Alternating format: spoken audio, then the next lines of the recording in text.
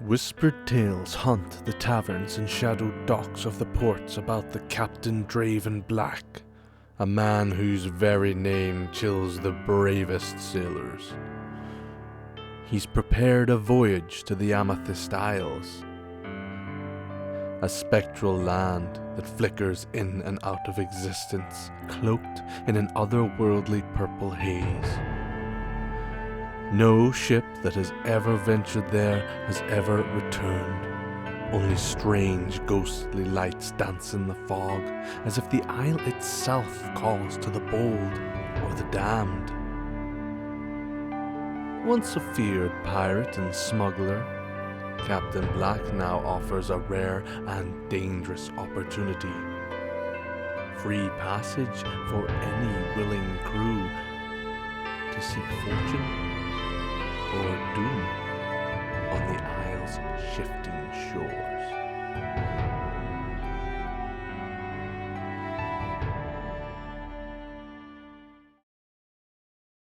We begin our adventure with a man trudging through the bustling docks of Neverwinter, Icarus Grey. The sun beats down on the cobblestone, slick with sweat and tar. Merchants shout out their wares, and carts clatter past. But he barely notices. Crowds throng the docks, eager faces press towards a ship that promises fortune or trouble, depending on who you ask. Icarus moves with practiced caution, his dark coat hanging heavily, collar turned up to shield his face, a wide-brimmed hat shading his tired eyes. A few days' stubble marks his otherwise well-kept features. And a pack, a long-faced mask of Nubis, with a shovel hanging across his back. He's seen too many crowds, too many curious eyes to bother with pleasantries. Through the throng he spots a familiar sight, a thick black beard curling into a proud mustache. Ulgrim Truehammer, old city guard of Neverwinter, stands ahead, chainmail rattling faintly, round-rimmed helmet perched on his head, and a soft glow that comes from his warhammer tightly strapped to his back. In a moment of excitement, Icarus raises his hand, shouting out, Ulgrim! The dwarf turns around, looking through the crowd until he locks eyes with Icarus. Who rat? Who goes there? Ulgrim, you bastard! Icarus reaches out, grabbing Ulgrim by the shoulders. You bastard, what are you doing here? Oh, Icarus. Ha ha! I should have known it was you. The smell of death is not far off you. Icarus gives a playful smile. Me? What, the cat dragged in? Looks like you're getting taller every day, my friend. I give a big hug. Icarus pulls Ulgrim in for a hug as they both embrace for a quick moment. Immediately after this hug, though, Ulgrim started to check his pockets. I'll pat my pockets afterwards. Just in case Icarus had taken something. Sadly, though, the two's reunion would be cut short as a heavy bell tolls across the harbour, a deep metallic note that swallows up all other noise. The gangplank slams down and the crowd lurches forward like a tide. There's no room for hesitation. Sailors bark orders, waving passengers along, driving them on to the waiting ship. Icarus and Ulgrim are carried with the surge, pressed shoulder to shoulder with strangers. Boots thud on the timber as the deck fills. A grizzled-looking sailor looks over them. Come on, keep moving. Get your arse down below deck. They're herded down a narrow staircase. The light fades with each step until the press of bodies gives way to a cramped chamber below deck. Hammocks swim from beams overhead, and too many crammed into it in too little space. The air is thick with sweat, old wood, salt, and damp rope. Each breath feels heavy, and the scent of sea clings to every board. A single lantern sways on its chain, throwing long, restless shadows across the crowded room. As Ulgrim stands there uncomfortably in the crowd, Something heavy bangs against his hip. He turns scowling to find a bald-headed gnome glaring up at him. You watch where you're fucking going, mate. Tibbin Nimwick McSwig stands no taller than Algrim's belt, his ruined blue skin faintly glowing in the lantern's swing. A long blonde mustache trails nearly to his chest, and across his back is a warhammer far too large for his frame. Its iron head clanks noisily across the planks with every movement. His chainmail shirt strains against his stout body. A green kilt sways above his sturdy boots, and a blue torque gleams faintly on one arm. Algrim's eyes widen. I beg your pardon, small boy. Algrim bellowed in shock at the accusation. Tibbin's eyes narrowed, looking at him. Don't you touch my things, eh? Algrim furrowed his brow. Are you accusing me of theft? The gnome stands, as tall as his small frame will allow, puffing out his chest and glaring up at the larger dwarf. His mustache twitches as he adjusts the great hammer on his back, the clunk of the metal head ringing on the boards. Around them, the crowded hold goes silent, some sailors smirking at the sight of the posturing gnome. No, I'm accusing you of touching my things. I have no intention of touching your things. Your things are touching me. The dwarf and gnome square off in a tense moment, both puffing their chests, both refusing to back down. A few sailors chuckle, though the sound is quickly swallowed by the creaking of the timbers. In the far corner, a centaur watches, his broad equine body shifting awkwardly as the docks rock beneath him. Oh, shit. Shit. Baptiste Fend La Terra, a powerful centaur who braced against the rolling deck. His upper body was that of a chiseled warrior. Long braids, ready hair, strong jaw, and proud features, while below, his glossy black form of a horse swayed unsteadily. Although he tries to look stoic, with pride in his posture, his hooves clatter against the planks with every wave. He leans awkwardly against the wall, lowering his head to the nearest porthole. Through it, the docks of Neverwinter shrink into the distance, the city fading from sight as the sea begins to claim it. His tail flicks nervously, and his stomach turns. Pulling back from the window, he steadies himself on a support beam. His eyes return to the brewing tension in the hold. First, he studies the gnome. Tibb's skin, a faint blue colour covered in runes, and his shield seems to have a thunderbolt etched into it. A hand axe is resting on his belt, and of course that oversized hammer. His gaze then shifts to the dwarf, Algrim. A faint glow comes from his warhammer as it's casting light across his chainmail. Baptiste notices the mark upon his gauntlet, the unmistakable crest of Helm, the vigilant one. It seems clear that this dwarf was once one of the city guard. Baptiste mutters under his breath. The better I get off this ship, the better. The ship groans as it strikes a heavy wave, sending hammocks swaying and ropes creaking. Baptiste, who is already unsteady on his hooves, is pushed forward into the corner. A clunk, clunk noise rings out, the sound of an old rusted lantern swinging wildly on its hook. Baptiste steadies himself and turns his head, realizing he has pushed hard against a man half hidden in the shadow. Sacre bleu! A human, tall, even hunched beneath the low ceiling. Sir Wulfric Wickham.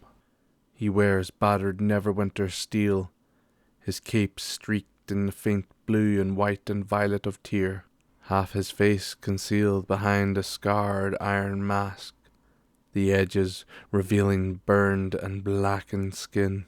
His beard and hair is long, grey, and tangled. Most striking of all is his right arm, carved of wood, jointed and worn smooth, moving with unsettling precision. The rusted lantern clangs against his mask with the sway of the ship. Wulfric lifts his head, looking at the centaur before speaking. I mean no offence, fine gentlemen. Wulfric moves, adjusting himself in the cramped corner. I was simply trapped in this corner with not so much space above my head. Tall fellow like me. The lantern above swings, banging against his mask. It seems that these compartments were not made for such size. Baptiste reaches up, removing the lantern from the hook. You are telling me? Baptiste stamps his foot, drawing attention to his equine body. Wulfric nods. Baptiste starts to speak. That's not too many accommodations. He begins to trail off into a mutter as he looks Wulfric's armour up and down. Neverwinter, again. And the sigil of tear. Baptiste backs off. At peace, mon ami. Just back up. The hold groans as another wave of passengers is driven below. The surge slams into Ulgrim and Tibbs first, shoving them bodily across the planks. They stumble, snapping and cursing as they're forced deeper into the crowded chamber. The press doesn't stop. More bodies spill down the stairs, the crush swallowing everything in its path. Icarus is the last to be driven back. He fights against the tides, shoulders braced until the weight of the crowd forces him stumbling into a rear corner. His hat slips low over his eyes as he's shoved hard against the others. The group collides in a tangle of armour, hammer and shovel straps. All of them forced tight against the shallowed bulkhead. From the corner, Baptiste stands rigid, hooves clattering once again on the planks as he steadies himself. He says nothing, only watches the chaos press inward. His dark eyes flicker from dwarf to gnome to man. As the light is cast across the crowded room, the iron mask of Wulfric gleams, catching Icarus's eye. Oh, jeez. Oh my God. Wickham, is that you? Oh, what's up, man? Wulfric turns to look at Icarus, his eyes steadily meeting his. Icarus, my fine fellow, what are you doing on this? Icarus cuts in sharply, ignoring the question. Oh, man, I haven't seen you in ages. Jesus, man. What have you been washing yourself with? Wulfric raises an eyebrow as he smells himself. Do I smell? Wulfric asks, but Icarus starts to cough. No, never mind. Yes, Ulgrim, is that your new boyfriend? Icarus points to Baptiste as he starts to nudge Wulfric. Wulfric sits with a blank expression on his face, his eyes dead, as though he has heard this 1,000 times before, in different variations. He looks tiredly at Icarus, but his eyes light up as he notices Ulgrim behind him. Ulgrim, who's there? Ulgrim, is that you? It's hard to make out everyone in this light. Wulfric slides past Icarus. It's good to see you. What brings you on this fine voyage? The dwarf raises his hand, stopping the conversation. One moment I must deal with this terrible cretin that is accusing me of touching his stuff. Ulgrim turns to face Tibbs the gnome. Now, I will tell you one more time. Ulgrim pokes the tiny gnome in the chest. If your luggage is too big for you to carry, you should have asked someone else to carry it for you. It is not my fault you're incapable of carrying your own goods. Now I bid you a good day, you ruffian. The dwarf begins to mutter to himself as he turns round to Wulfric, and in the background Tibbs stands in shock. The state of the young people in this city today. Oh, Wulfric, how good. Yes. A man such of your standing, I was surprised to find here. What brought you onto this voyage? The dwarf reaching out to shake the wooden hand of Wulfric. Oh, well, it is a surprise to see you also, Ulgrim. Well, I've been told to come by the Northern Neverember.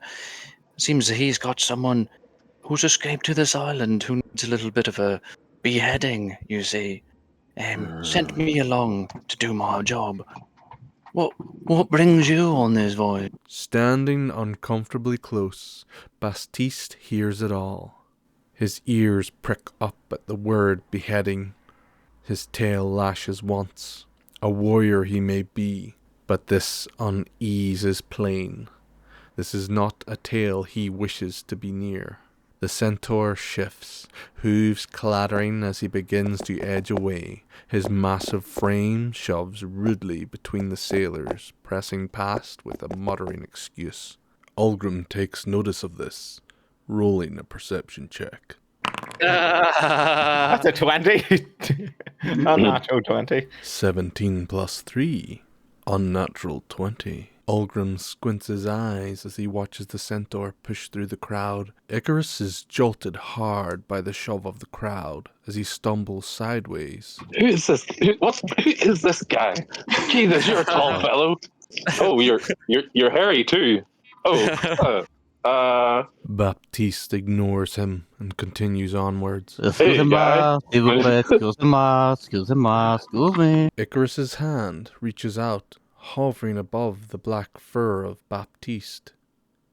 Baptiste's neck snaps around.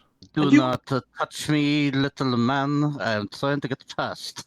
The large centaur turns around and continues to make his way through the crowd. Excuse me. Pardon me. Ulgrim watches closely, but Wulfric grabs his attention.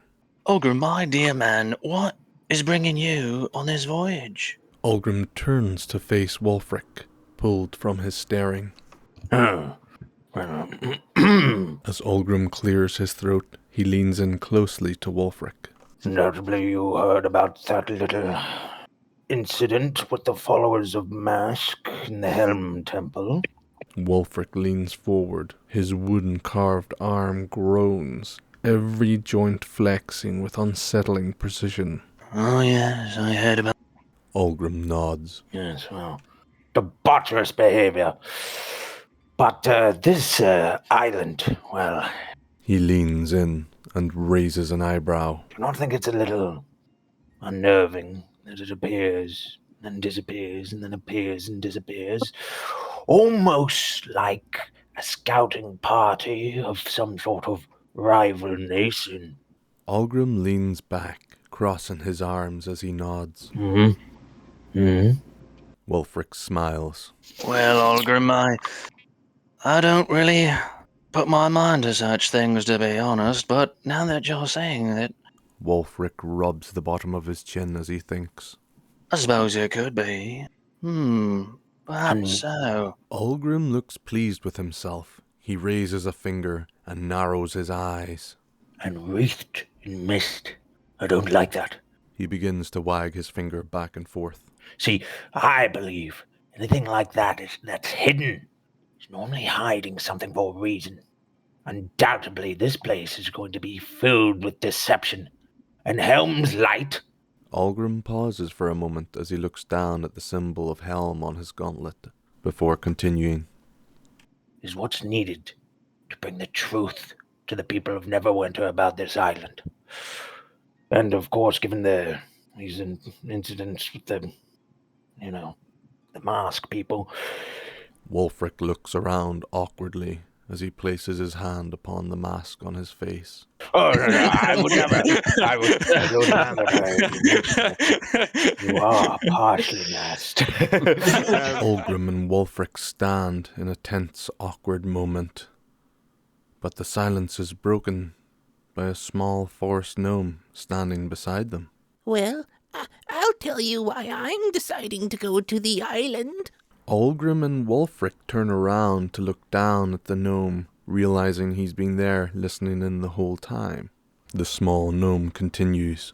Well, I was thinking, what if the island had a bunch of girls and they all had big boobies?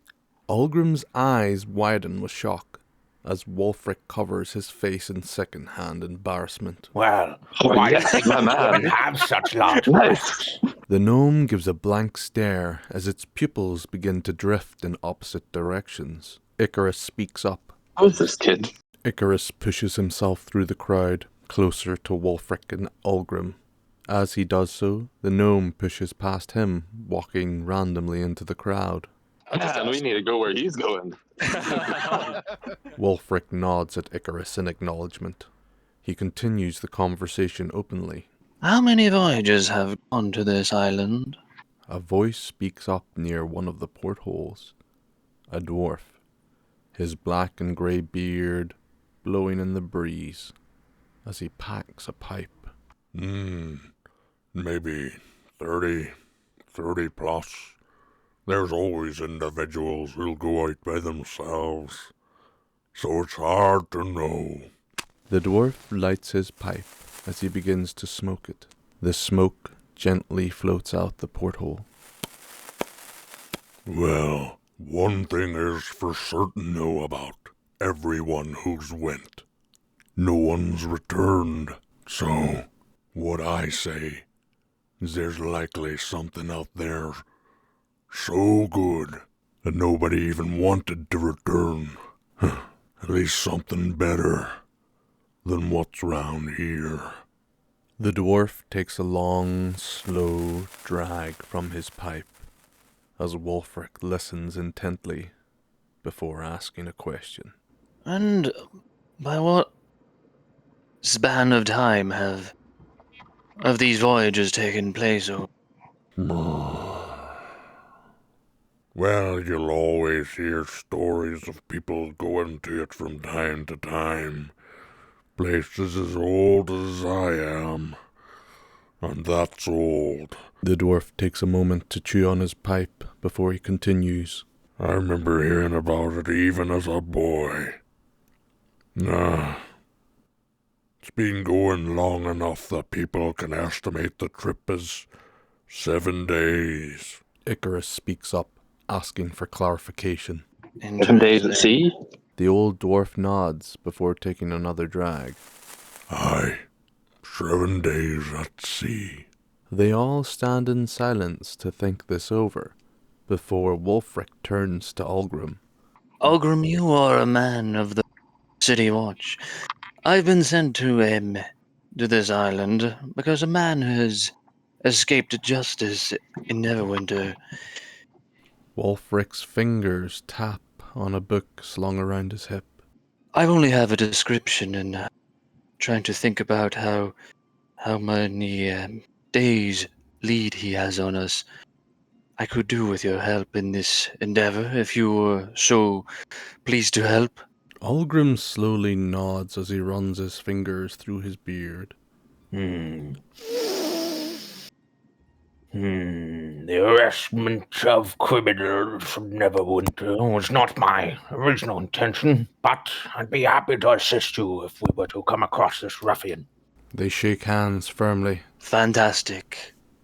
As they shook hands and gave each other a pleasant smile, Ulgrim turned to the DM. Oh, I also forgot I was meant to ask the DM if I could spend my 10 gold on something, and I can't remember what it was. Oh yes, I wanted to buy holy water because I needed to cast some spells. Yes, I'm more than happy to say you spent the money before arriving at the boat.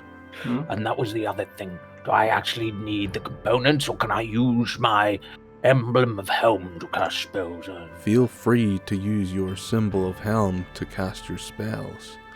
But if the spell does consume coin, gold, or an item of value, then you may need the item. The crowded hold heaves with noise, muttering, cursing, boots scraping against the planks.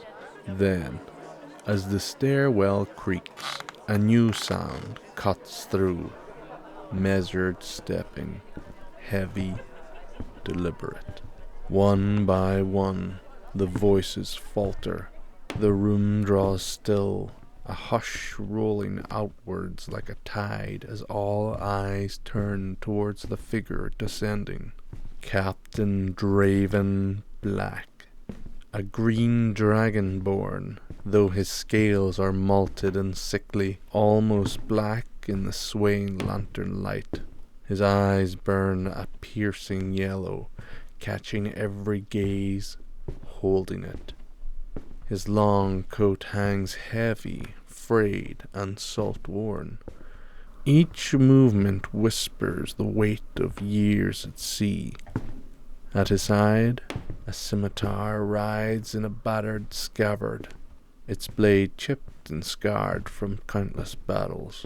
He pauses at the foot of the stairs, the silence pressing close around him, the crowd parting in an uneasy recognition. Welcome. We have a lot more than I thought we would. Draven's eyes move across the crowd. But don't worry. I'll make use of you all. You're guaranteed a bed, or corner, or barrel, whatever you decide to sleep in, as long as you work. 7 days. We have enough food to do for the trip. Get acquainted. Any fights, and you'll be thrown overboard. That's it. Draven's voice cuts through the stillness.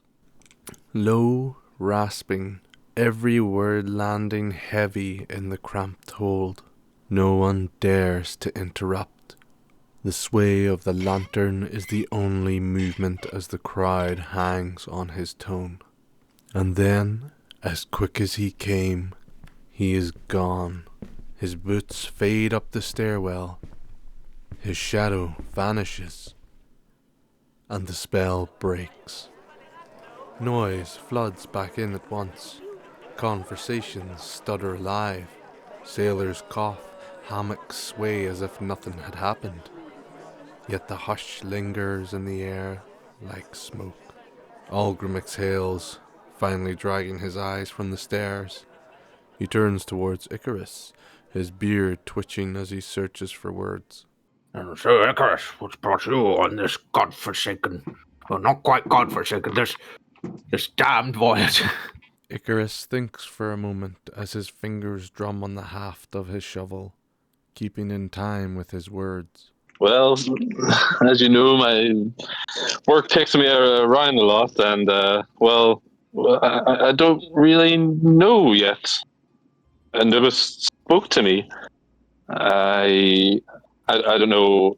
It was almost like a fever dream, really. But he spoke to me and he said, "Go to this island." Icarus claps his hands together suddenly, startling those nearby. And that's where I'm going. And I don't want to say too much, but I'm just heading this way. I can't have to leave everything behind, but I don't know. He smirks, tugging at the brim of his hat before tipping it low again. A bit of a change, 7 days at sea, maybe arse about, see what's going on. I don't know. Maybe, I don't know, have some drinks, catch up with the guys. As Icarus carries on, the noise of the hold shifts. The press of bodies loosens, the crowd dividing into small knots of passengers, and sailors murmuring in their own corners. The space breathes again, though the lantern's sway keeps the shadows restless. Through it all, Algrim fixes Icarus with a narrowed-eyed stare. Thick fingers stroke through his beard as though testing each word for weight. Beside him, Wulfric remains utterly still. His scarred mask catches the lamplight. Only the faint creak of his wooden arm gives him away, flexing once as his gaze stays locked, silent and unblinking. Together they listen, not interrupting, not breaking Icarus's flow, but weighing, measuring, turning every phrase over in their heads. Both Algrim and Wulfric roll an insight check on Icarus's story. I got a 0, a nat -1. That's my first roll.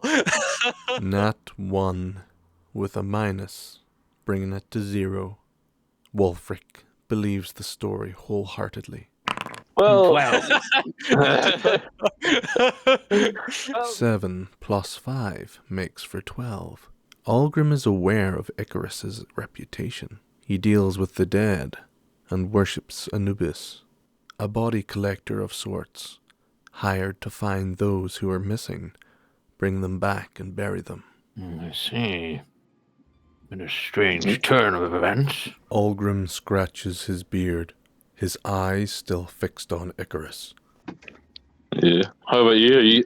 How have you been keeping? Everything good? Algrim shifts his weight, his chainmail rattling faintly. I've been all right. The wife has been bickering at me. The kids, they're grown up and most of them moving out of the house. Young Lathilda, she's gotten a job with a candle maker. It seems to do her quite good, but, brings a little bit of warmth to my heart seeing her work with lights, of course. Oh, Icarus gives a smile. that is nice, yeah. Rose, my little girl, she just turned 3. Algrim grins, his cheeks getting rosy. Oh, Doing it well. wonderful. Icarus continues. Yeah, I got to stay for the birthday. I want to make her proud. A lot of reasons to go to this island. I see a lot of people here. I was kind of actually shocked. I didn't think many people would jump at that opportunity, but Yes. here we are. I'm sorry, can I just, what is this thing at my feet? Icarus stands to the side and points down to the small gnome. Tibbs stands there with his arms crossed, staring at Icarus. Yeah, you okay? Stand real close to me. Tibbs raises an eyebrow and grits his teeth. What are you looking at? Icarus raises his hands up. You, buddy. Then he turns and nods towards the centaur that sits staring out the porthole. Did you bring him along? Icarus gives a smirk as he claps his hands together, trying to get the attention of the centaur. You bring yourself here? Baptiste sits with his head out the porthole, the wind blowing as his dreadlocks dance around in the air. He looks out across the ocean. No land in sight. Icarus's chittering catches his attention as he brings himself in from the porthole. Are you talking to me? Baptiste looks Icarus up and down. This man is covered from head to toe, with barely any of his face visible. Yeah, I'm talking to you. Baptiste turns around, standing upright as he looks over Tibbs. He turns back to Icarus. No. He is not with me. The little ticker. He is not with me. No. The centaur turns around to lower himself out the porthole again, but is interrupted by a sailor who walks up and announces himself to the party. Alright, so you all look like you'll be part of a group here already. You lot can take these hammocks here. The pudgy sailor gestures to the hammocks around them. The rules are, keep to yourself and don't steal anyone else's stuff. If you do, well, you'll be overboard. Remember what I said or don't, I don't care. The sailor begins to mutter into the bandana tied around his neck. He walks off to another group giving orders. Wulfric takes the opportunity to approach Tibbs. He reaches out with his wooden prosthetic arm. Oh, it is a pleasure to meet you. What do those tattoos entail, my friend? Tibbs stands and stares at the wooden hand for a bit, before quickly reaching out and gripping it. A firm, strong handshake. The wood of the prosthetic creaks. It's Don't break it now, it's the only one I've got left. Wulfric lowers himself down a little bit to be closer to Tibbs' level. My name is Wulfric Wickham. I'm actually a Sir Wulfric. I've just been not too long ago. But it is an empty title that I don't have any desire to go by until I take my oaths, you see. So no one needs call me Sir. As Wulfric is talking, he notices that Tibbs seems to be looking at the craftsmanship of his arm. Ooh, this Wulfric places his hand upon his wooden arm. spell plague got me not so long ago. saved by the good graces of Lord Neverember himself. Unfortunately, my wife was not so lucky. Tibbs pauses for a moment. He folds his arms and then answers quietly. Sorry for your loss, mate. Wulfric gives a gentle nod. It's fine. It was some time ago. Life goes. Hopefully she has found peace in the afterlife. Tibbins twists the edge of his moustache between his fingers. Yes, indeed. So are you a big knight then, a big man? He nods to Wulfric's attire, the battered steel and faded colours marking him as a knight, or at least a man of some rank. Oh, I am Wulfric gives a cautious glance over his shoulder. I am the executioner of Neverwinter itself. It does pain me to say this, but I have killed some type before. Your race, actually. Tibbins shrugs. It doesn't surprise me. Wulfric lowers and shakes his head in respect. Horrible business. It is nothing personal. It is a sad thing to not know someone of that race, but do such horrible things to them as in the name of justice. Wulfric's gaze travels around the room as he speaks, almost as though he is in conversation with himself. His eyes meet Tibbins, and he catches himself. Oh, but here we are now, making good friends of one another. Now please, I am interested in these tattoos. What do they entail? Wulfric's eyes glance upon the runes on his flesh. They're the language of the oldest race to walk this earth. And The what giants. race is that? The giants. Interesting. The oldest and the wisest. Tibbs stamps down one of his feet and strikes a pose, hands on hips and chest out. Gods, they're magnificent. Wulfric scratches at his chin, the wood scraping through the bristles of his tattered beard. Is it because you're quite a small fellow and you... The moment the word small lands upon Tibbs' gnomish ears, his eye twitched as he clenched his fists, stomping forward, pushing out his chest. Hey now! Enough of that. That'll be enough of that. Right, now. Tibbs glares up at Wulfric. It was just an observation. I meant no offense, my friend. Wulfric backs away and then strikes a pose of thought. It just seems peculiar. You are interested in the giants, yet are of such small stature. Tibbins unclenches his hands and looks away. The irony is not lost on me. But they took care of my people. Tibbs turns to face Wulfric. And we owe them a lot. Wulfric gave a smirk. As he looked at the gnome, there was no mistaking the respect in his eyes. Loyalty bound to him as tightly as any oath. Oh, interesting. They are fearsome. They are. I wouldn't want to get on their bad side. Not kill the giant myself, though I only do kill those who are small and cannot fight back, really, truth be told. And this band around your arm, does it have any significance? Tibbs looks down at the Torque armband, his face focused, his mind clear. It's everything. It's, He stops for a moment, looking at Wulfric as he scratches his head. I haven't actually thought about this yet. It is... Oh, fucker. Tibbins regains his composure. His head whips back like a predator, like a lion. His eyes focus on Wulfric as he raises one eyebrow. It's an heirloom of my tribe. It was me dad's and his dad before him. I know I carry it. Wulfric nods to show that he's listening. Are you of some nobility from where you're from? Tibbs inhales deeply as he shakes his head. There's no such thing as that where I'm from. We're just all part of a tribe. A clan. Lovely. Wulfric smiles. It is good to know about these things. Wonderful. I've never met and had conversation with someone of your tribe before. I hope to know more. And one last question, I'll leave you be.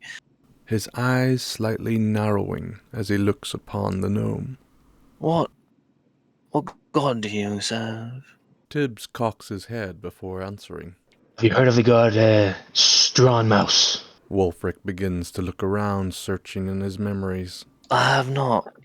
Who is this god? Tibbs rolls his eyes in disgust at the human's lack of knowledge. Oh, he's a fucking god of the cloud giants.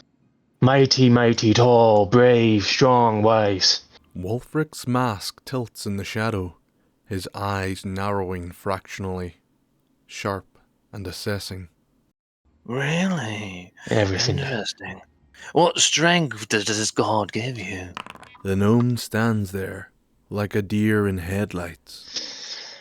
To be honest, I'm not too sure. I haven't read it much about it. You asked me a lot of questions. I didn't even. You But let will me see. know when you figure that out. Tibbs takes off his backpack, reaching into it, carefully lifting out a large book. And even from where Algrim stands, it is impossible not to notice its scale. The cover is a patchwork of rough stone and polished rock, the surface pitted and scarred, as if carved by the hands of giants themselves.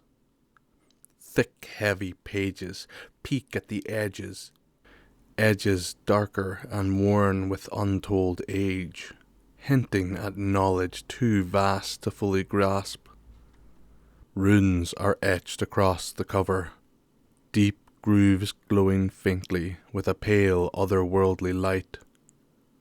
Each symbol seems deliberate, ancient, as though the very stone remembers the spell that shaped it.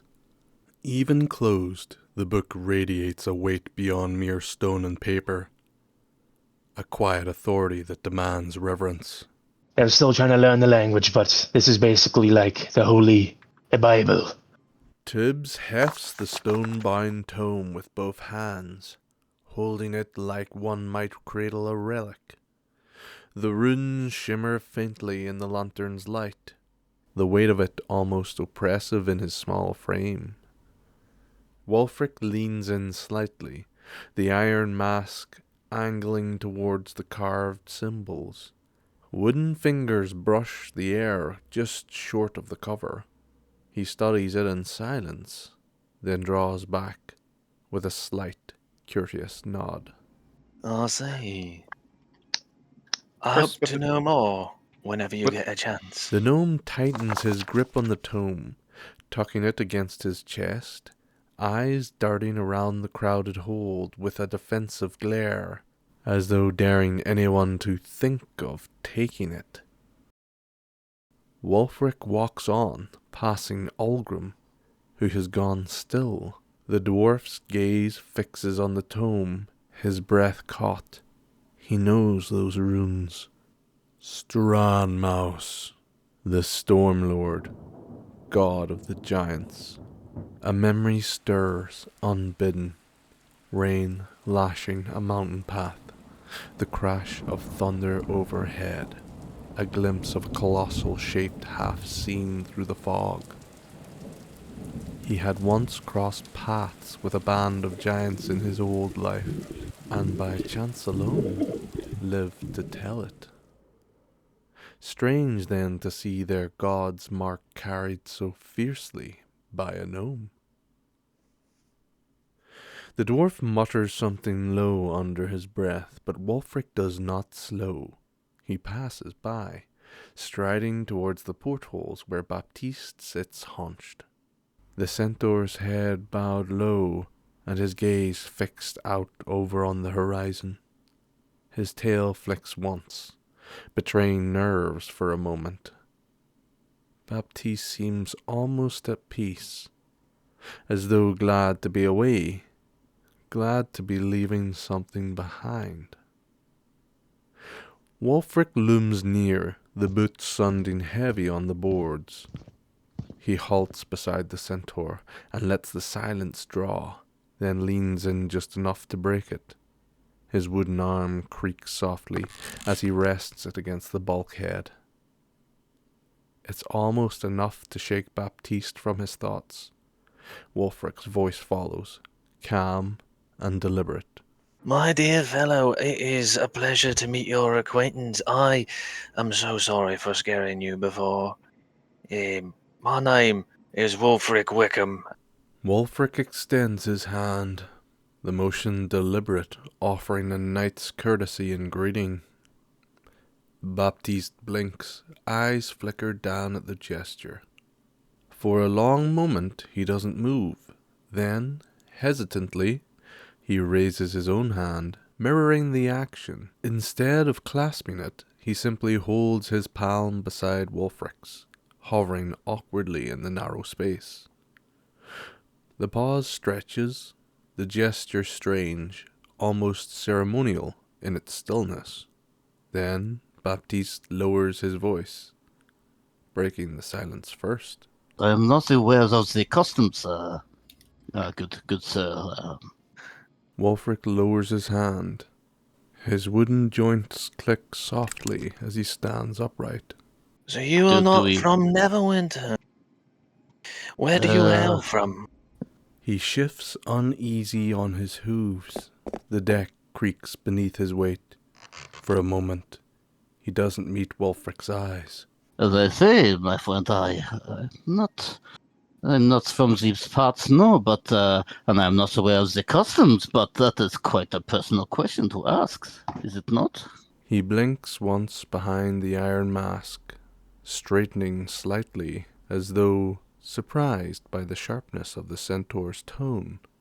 His wooden fingers flex once at his side before he lifts a hand in a small, placating gesture. Oh, I mean no offence, my friend. I simply wanted to say hello. Where we're from, this is but a simple greeting to say that we mean no harm. It is a small gesture, and if it offends you, then I take it back. I just wanted to say hello. I've not seen a creature of your type before. What dare I ask? I mean no offence, but what are you? Baptiste leans back slightly, creating a fraction of distance, and blinks slowly, measuring the question. Yes, I am a centaur. I am from the Feywilds. I am quite a mystical creature. I'm gallant. I am beautiful. I am a spirit that cannot be tamed. I am free. I am strong. He gestures vaguely as he flexes and swings his arms around, then pauses, blinking as if to realize he's gone too far. The tail flicks once, almost embarrassed, and he exhales, letting his posture soften back to normal. Yes, I'm not from these lands, but I am well traveled in these lands all the same, but I did not spend too much of my time here amongst the people, so I do not know the custom. So anything that can be taught, I will appreciate. Thanks so very much. Algrim steps closer, the soft glow from his warhammer spilling into the cramped space. The light caught against Baptiste's ebony skin, laying a faint silver shimmer across it. His pale locks, already glinting in the dimness, flared almost white beneath the divine glow, like threads of light caught in motion. Oh, anything that you wish to know, I would be more than happy to help with. The Feywild, you say? That is something of a fairy tale to me. When you described yourself, it is indeed something I've heard from children's books. To see you standing here now, it is otherworldly to me. The glow from Algrim's hammer stills between them. Baptiste's gaze sharpens, the warmth fading from his face, the jaw tightening as his nostrils flare. The ship's groan the only sound for a beat, until a quiet, restrained chuckle slips from Algrim. He doesn't mean disrespect. It's the kind of laugh that escapes when tension cuts too deep. Wulfric glances his way, and even Baptiste's glare flickers towards him before returning to Wulfric. I'm not a fucking horse, okay? Wulfric, confused, tilts his head as he stares at Baptiste. I mean no offense did I call you a horse? Baptiste blinks, caught off guard. His mouth opens, shuts, then opens again, stammering half a thought that never finds its footing. His ears flick back as he glances between Wulfric's steady gaze and Algrim's raised brow. For a heartbeat he seems ready to argue again. His shoulders tighten, breath sharp, but the fight drains as quickly as it flared. He exhales and sounds low and rough. No, excusez-moi, it's just, I'm not a fucking horse, okay? He says it again, quieter this time, like convincing himself more than anyone else. His gaze falls away, finding the porthole and the blur of the sea beyond. The light glances off his pale locks as he turns, but before facing the window fully, he hesitates, glancing back towards Algrim and Wulfric.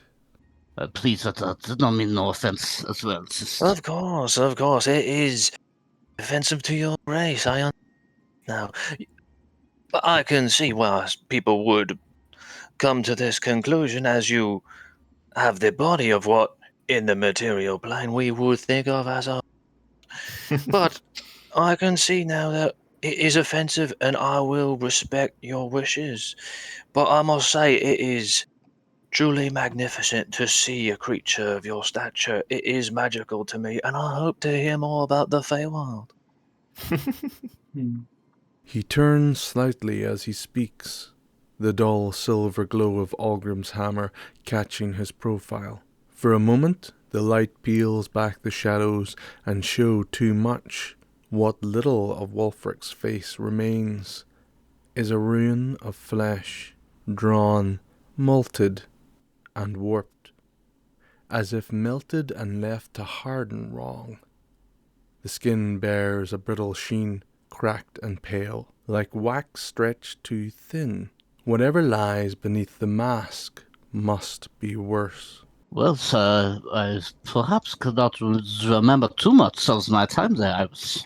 It has been quite a while, but, Baptiste's words die before they form. His chest rises, then stills. The practiced calm of the proud creature suddenly shaken. He stares for a heartbeat too long before catching himself, as his ears flick back in an uneasy apology. You did mention that previously you are on the hunt for someone, and now that we are acclimated, what is said person? Wulfric's gaze sharpens instantly, eyes lighting up with a faint gleam, a spark of purpose, almost like the distant glint of a quest just within reach. His shoulders straighten, the weight of his hold falling away as his focus narrows. He reaches for a book slung across his waist, fingers brushing the leather and iron bindings as if instinctively drawn to it. Oh, a man who's done horrible things. Horrible things. Not just did horrible things, but escaped justice. Has not paid for it at all. And I have gone looking. I've actually been sent to this island looking for said men, given nothing but a description by Lord Neverember. The joints of his wooden hand flex with careful precision, sliding the cover open. Pages thick and worn spread out before him, some bearing sketches, others etched descriptions, the faint smell of old ink and stone rising from the parchment. His eyes flick briefly between the text and Baptiste, then settles on a page. It is a picture, or perhaps a diagram, but enough to give a form to the figure he seeks. His fingers trace the outlines delicately, almost reverently, as if reading the image aloud in his mind. He's got a very big chin, furrowed brow, has a mohawk, apparently medium stature, head on him like a bow. Seen anyone of that description on your travels? As Wulfric reads out the description, Baptiste looks on nervously. A single bead of sweat forms on his brow and rolls down past his temple. Oh, sir. No, but I am keen of eye, and I will keep a look. I will keep an eye out. My friend. Baptiste rests a hand against the porthole as he begins to get ready to lean back out. Oh, I would most appreciate that, because I am nothing but a headsman. I am not good at finding folk. Any bit of observation would be of a great help. I will leave you to ponder the sea. As Wulfric turns around to leave, he bumps into one of the sailors, who already seems to have grouped up Algrim, Tibbs, and Icarus. She holds a bit of parchment with a quill as she looks past Wulfric to Baptiste, then back to Wulfric, and scribbles something down. Yeah, I'm a girl. Yarr, get used to it. We're equal opportunity here. Anyway, you lot have been put in a group. First job, go up and clean the deck. You can all use the hammocks here in this corner. It'll be a long trip. Each day I'll come round with an extra task. We all have to do our part. She walks out of sight for just a moment before returning with a bucket and a few mops. Baptiste, Icarus, Tibbs, Algrim, and Wulfric all pick up a mop as they begin to earn their keep to be taken on the voyage. The voyage stretched on, 7 long days swallowed by open water and rolling skies. Algrim Truehammer kept to himself throughout.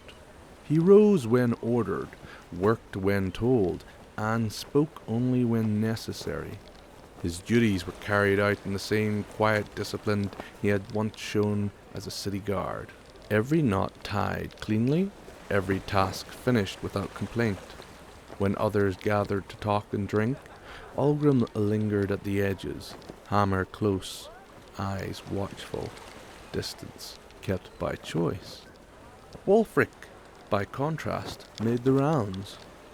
Over the days he spoke with the deckhands, sailors, and anyone willing to spare a moment, not out of friendliness, but of purpose. He asked questions while hauling rope, while scrubbing deck, while sharing stale bread and passing, always circling back to the same description. A dwarf, head like a bowl, red mohawk, large chin, quite a pronounced forehead. It was all he had to go on, and he clung to it with iron focus. Yet it wasn't only this man he asked about. Gods came up often in his conversation. He listened when the sailors spoke of their faiths, watched closely when rituals were performed. On rainy days, he stood at a distance and watched Tibbins kneel in the downpour, chanting in a deep, thunderous tongue of giants. Eyes narrowed, committing every motion to memory. Baptiste never sought out company, but neither did he turn it away. Those who approached him found the centaur willing to speak plainly, if briefly. He remained alert at all times, eyes scanning the ship and horizon alike, wary of the Fae above all else. And those foolish enough to call him a horse learnt quickly why they shouldn't. After a few incidents, swift, brutal, and decisive, Baptiste earned a reputation. The word spread fast. Don't test the centaur unless you're ready to be laid flat. Beyond that, he worked quietly. His sea legs never quite came. But he endured it, watching Wulfric and Ulgrim at a measured curiosity, their armor, their bearings, marking them as men shaped by war and order. Tibbins kept to his own rhythm. When storms gathered or clouds darkened in the sky, he was on the deck, kneeling, chanting, and blowing his horn into the wind, offering praise to Stromos in a voice that rolled like distant thunder. When the sun was clear, he stayed below deck, his hammer disassembled and spread before him, maintaining every inch with near reverent care. Conversations with him were rare and brief, gruff words, sharp eyes, nothing wasted. And Icarus spoke to everyone. He joked with sailors, chatted with deckhands, tried endlessly to needle Tibbs into a conversation, always met with a stonewall silence. He laughed easily, his eyes often drifted elsewhere, mind snagged on thoughts he had never shared. More than once, he wandered from his work, only to be snapped back at the last moment, as if remembering where he was. He spoke often of his daughter Rose, not always directly. Sometimes just a story, a memory slipped into conversation like it belonged there. Sometimes it didn't. By the 7th day, the sea began to turn. Clouds thickened, wind rose, the ship groaned beneath the heavy waves. While some sailors drank, laughed, and played games below deck, clinging to normalcy as the swaying grew. Tibbins kneeled alone on the open deck, rain lashing against him as he prayed aloud in giant's tongue, his voice rising with the storm. Wulfric stood nearby, watching the ritual unfold. A large crack runs down the ship, followed by a groan against the sea's water. Wulfric turns to see some rope snap, as some cargo falls over the sailors. He walks over, approaching Tibbs. Are you doing this? With each word, the wind howled louder. Tibbins opened one eye to look at Wulfric. The smiling god has blessed this journey. Wulfric takes a moment while looking up at the sky, before turning round to look at Tibbs. So this is a blessing by your god, then? The rain fell harder. He acts in mysterious ways. For a moment they shared it, a quiet nod, the kind of exchange only between those who believe the world is guided by something greater than themselves. Then the world breaks. The ship lunges violently. Tibbs and Wulfric are hurled sideways as the deck tilts beneath them. Wulfric's iron mask slams against the planks with a sharp clang, his vision flashing white as he skids towards the rails. His head rings as the storm roars. He rolls while spotting Tibbs tangled up against his oversized hammer. He moves closer, hauling the weapon free so the gnome can scramble upright again. Tibbins pulls his hammer up, then points over Wulfric's shoulder as his eyes widen. Along the side of the ship, something raises. A tentacle, thick as a tree trunk, drags itself up from the hull. Its mass cracks the timber like kindling, splintering planks into flying debris. Another coils itself up, brushing the railing and rigging alike. Below the deck, the ship dies screaming. The walls twist and fracture under the immense pressure.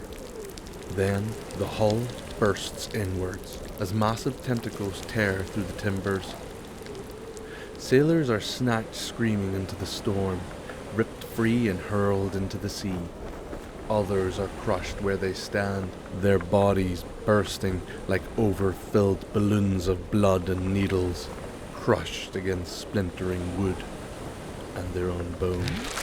The screams blur together, becoming a single awful static, swallowed by the thundering wind and the torturing cries of the ship itself. Freezing water surges in. The flood holds in seconds, shocking mercilessly. Breath is ripped from the lungs as the cold bites deep to the bone, soaking cloth, skin, and steel alike. The sea lays claim to everything it touches. As Baptiste stands below the deck, watching the ship buckle beneath him, he fights for higher ground, his hooves skidding, hands grasping at rope, railing, anything solid.